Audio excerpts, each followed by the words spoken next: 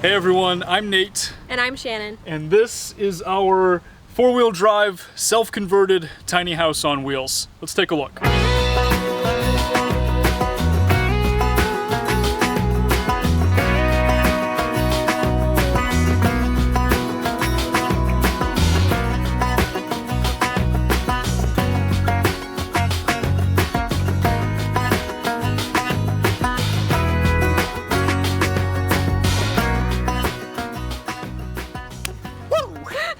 From the outside, this van is a Toyota Hiace. It is a Toyota.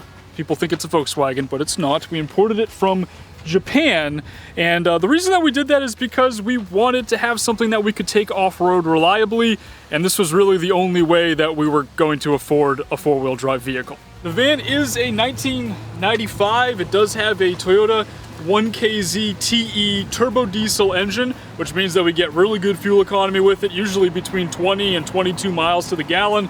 The van does have pretty good ground clearance overall. We put some bigger tires on here to help with that, and that's one of the things we really like about it. It does also have a little bit of rust. You know, this van is pretty old. They have to be 25 years old in order to import them, and it did spend most of its life in Sapporo, where they get on average over 200 inches of snowfall every year. They don't salt the roads in Japan, so it really wasn't that bad, but we did have to have a couple of rust repairs done before we could hit the road. We don't know what this G means, but it's here. Sounds cool. Since getting the van, we've put about 25,000 kilometers on it, or maybe roughly 15 or 16,000 miles. The odometer, everything is in kilometers, so we're having to convert all the time.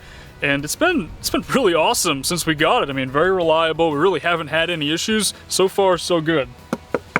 I do want to give a quick thank you to Derek and the guys at Northeast Auto Imports for making this all possible for us. You know, this video is not sponsored by them or anything like that.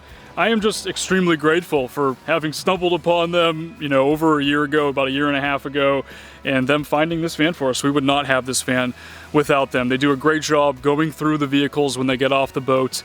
They spend a lot of time fixing things up, doing all the maintenance, and like we said, we've driven this thing now close to 25,000 kilometers without any issues. It has been amazing, and really the only way that we were going to afford a four-wheel drive diesel van with that Toyota reliability, simple system overall that can really take us anywhere. So huge thank you, Derek.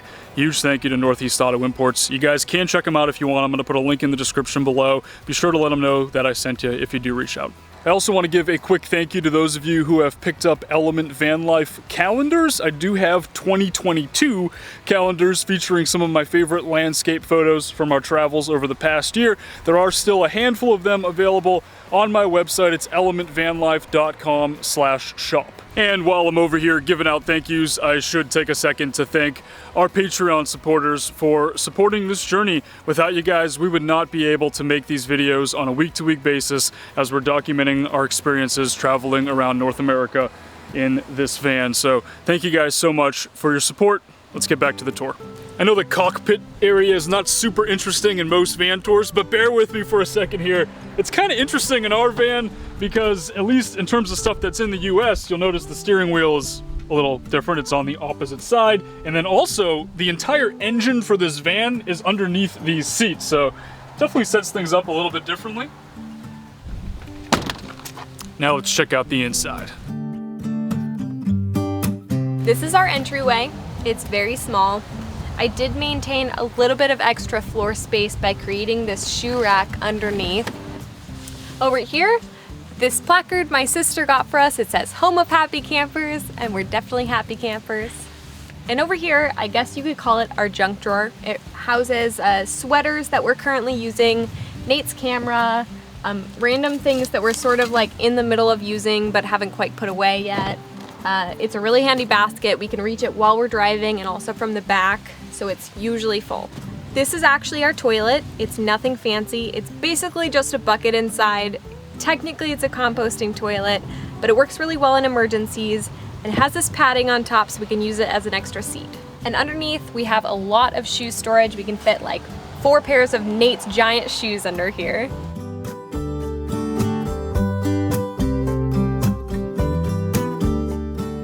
Welcome to my full kitchen on wheels. It's really important to me to have a real kitchen on the road because I love to cook. So we have a 3-burner gas stove with an oven underneath, a full-size sink, and a full fridge and freezer in here. This 3-burner propane stove has been incredible on the road. I genuinely feel like I'm in a real kitchen when I'm using it. It has a ton of usable counter space on top. And we didn't actually plan this before we installed it, but the cover folds up perfectly underneath this ridge in the Hiace van to create this backsplash, and we can use all 3 burners. This is a very small thing, but I really enjoy that it has an automatic light option, so I never have to carry a lighter.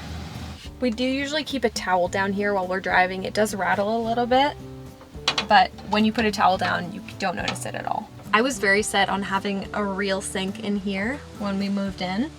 We actually put in this insert from IKEA, which works perfectly to add usable counter space. We can put like bottles or whatever random things that we would just have laying around our counter in here. While we're driving, they don't move. But if you move this out of the way, you'll see a full 12 by 14 inch sink. This faucet is actually a bathroom faucet that I found on Amazon. I was looking all over the place for the right kitchen sink for us, and all of them were too tall for this ridge right here. So I found this bathroom faucet that could extend, so we can actually use this as a shower on the outside of the van on hot days.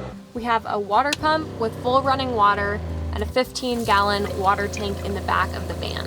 So under here, we have our propane tank. This is what fuels the oven. It also fuels our Wave 3 Olympian catalytic heater here, which we don't use very often because we do generally just avoid cold weather like the plague, but it is there for emergencies. We also have our gray water system. We do have a 2-way gray water system down here, so we actually have it on a valve. We can switch it and we can just expel it into like a little container, which we don't even have there right now. And on the other side, it just runs out the bottom of the van.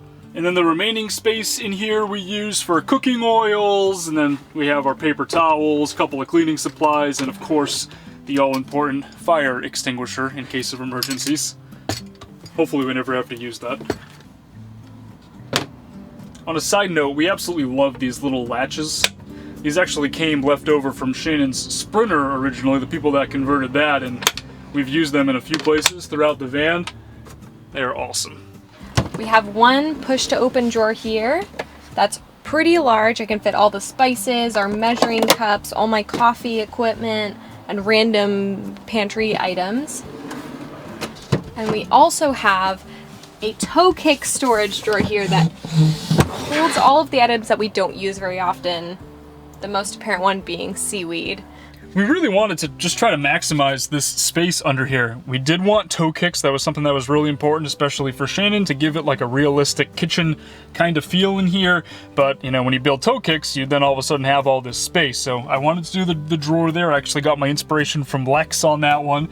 And then we also just made a small storage compartment for shoes and whatever other random stuff we can stick in there. This is a pretty small space, so we do store quite a lot of things in our oven. We have this nesting set of pots and pans with a removable handle that I really like. They're oven safe, and they also come with storage container lids as well as cooking lids.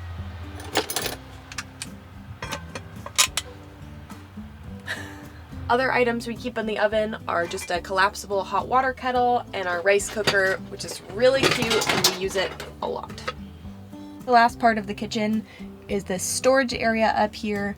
These cubbies are actually built into the van, but it was like carpet lined and really gross, so we ripped out the carpet lining and we put in this fake cork wallpaper, and it actually has turned into pretty usable storage. We have these IKEA storage bins. They hook on perfectly to the edge of this cubby. I keep utensils in here and like other random cooking junk.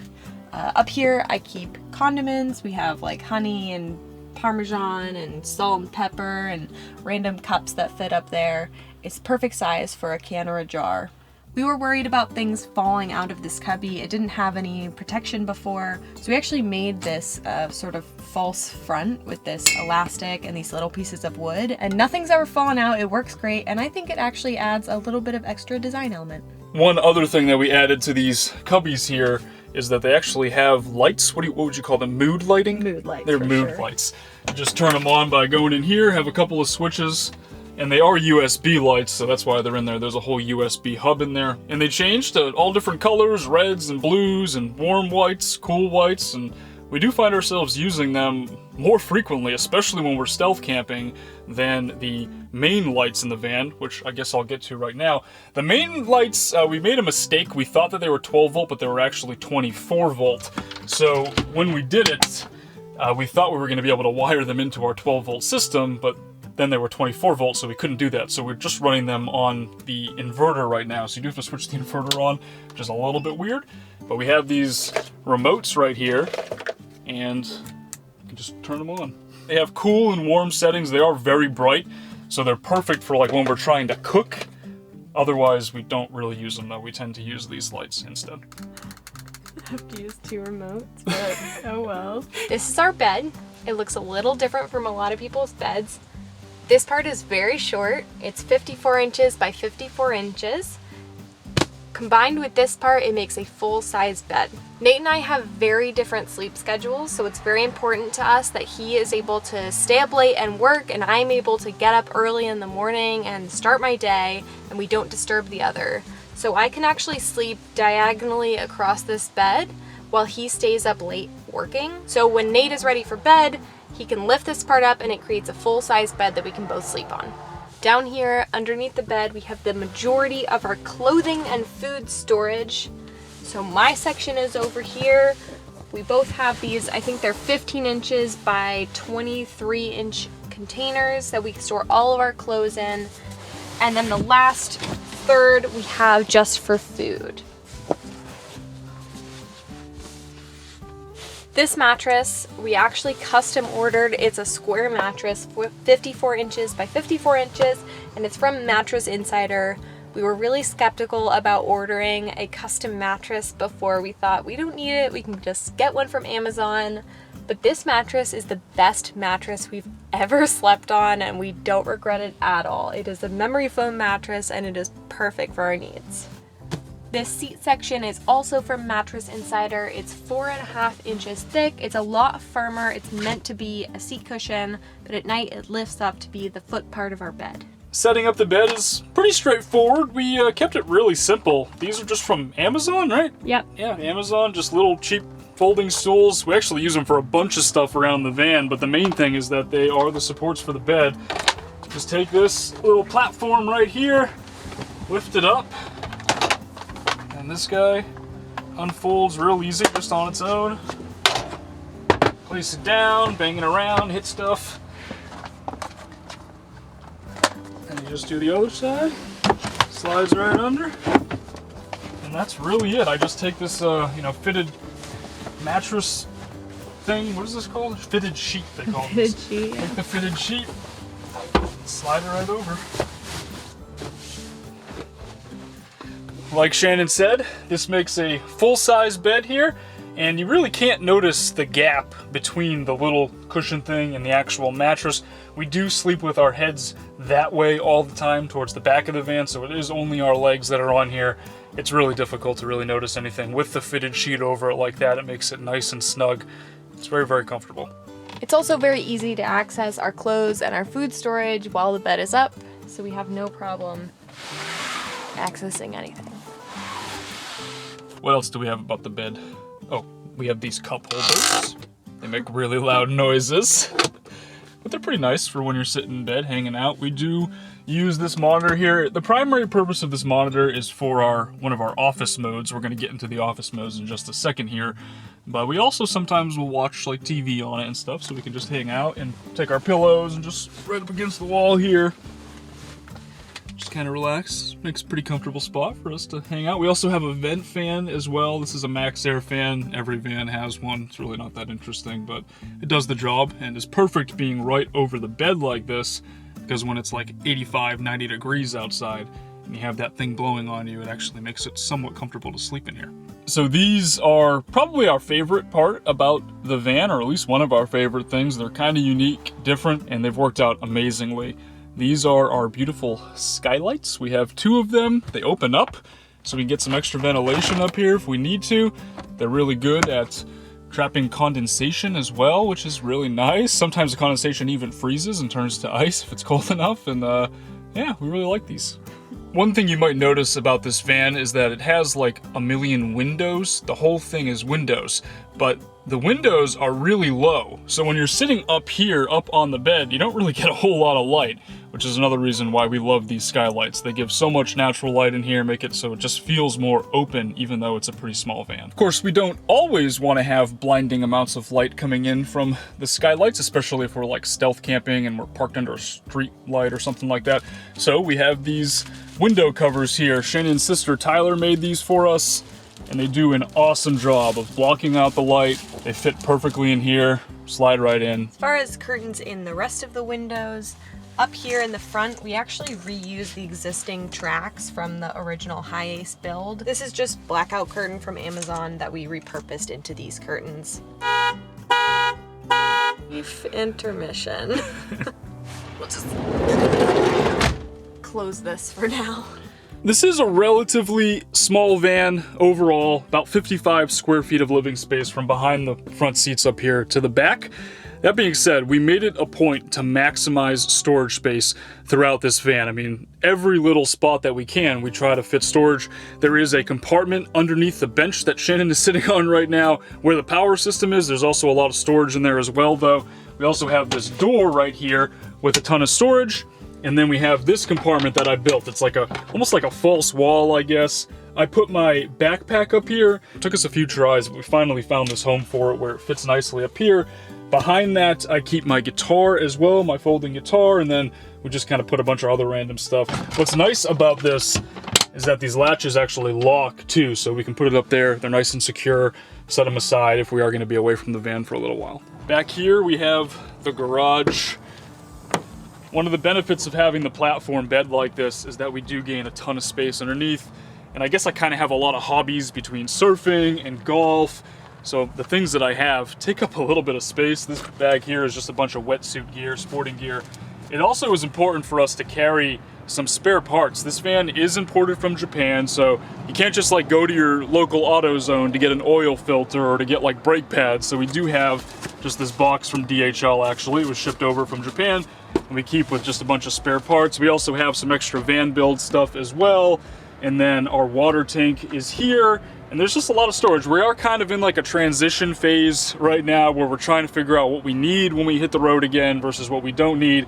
We did also have a full folding e-bike back here just recently, and we're trying to figure out exactly how to get that to fit, but we do have a lot of space to work with, so I guess that's the benefit.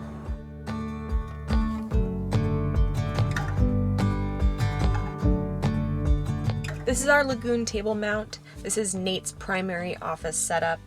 It actually doubles as counter space for the kitchen. But we have 3 office modes in the van. We both work remote full-time from the road. I actually work a rigid 9-to-5 schedule, so it's really important to us that we have a good place to set up and work for the day.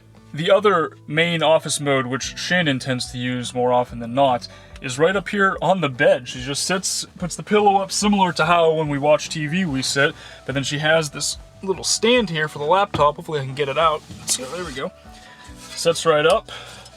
She sets her laptop up and then actually uses this monitor. That's something that was really important for her, to have the extra screen. She does a lot of work with like big plans, construction plans, and sometimes spreadsheets. So it's pretty tough to see it all if it's just on one tiny laptop. She wanted to have that extra monitor. And I think it works pretty well for you, right? Yeah, it works amazing. And then there is a third bonus office mode in the van. We were not planning this one at all. I had picked up on Amazon like a cheap $30 lap desk thing, which I was thinking we were going to use up here instead of this.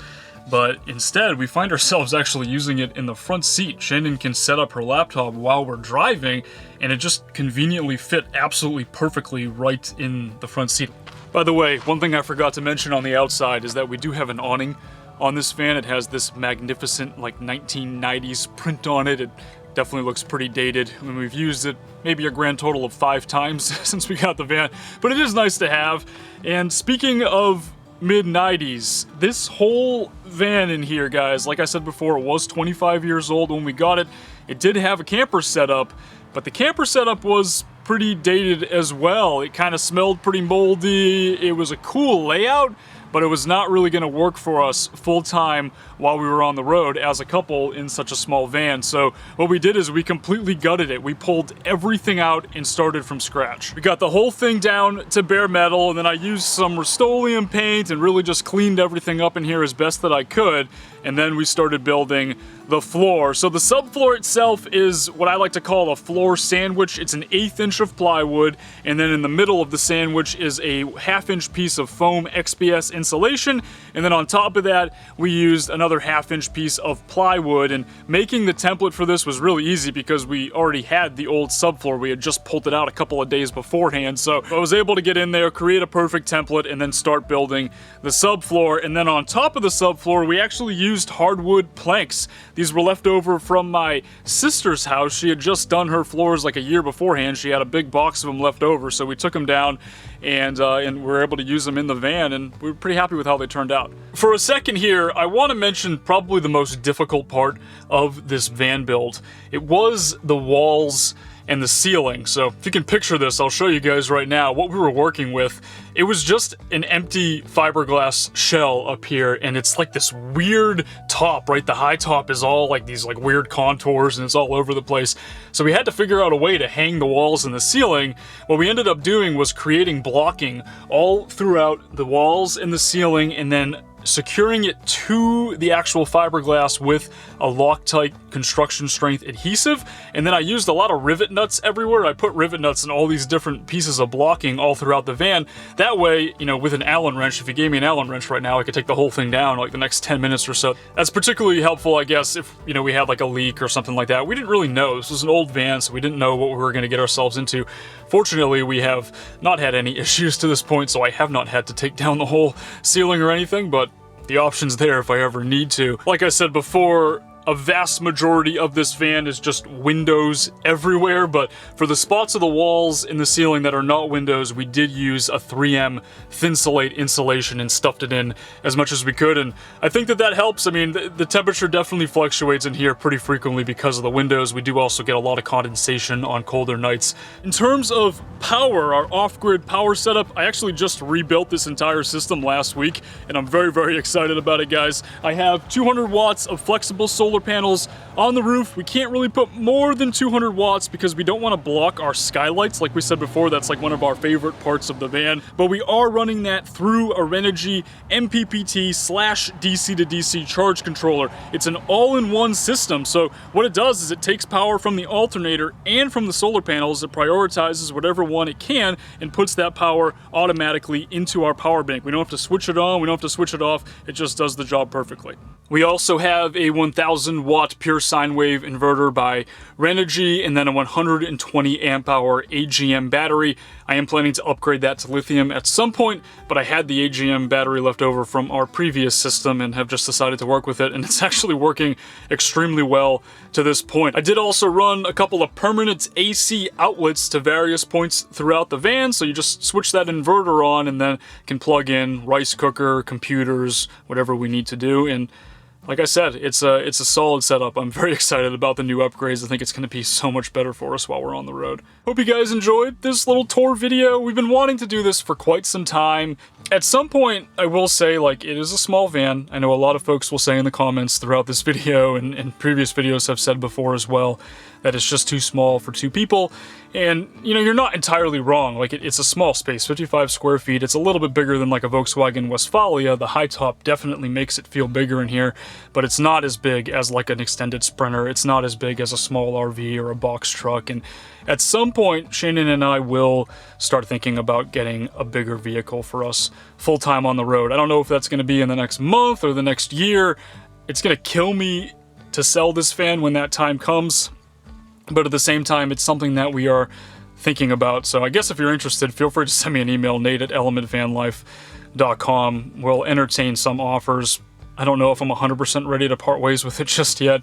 I do love this van, but at the same time, a bigger vehicle is definitely in the cards for us down the line.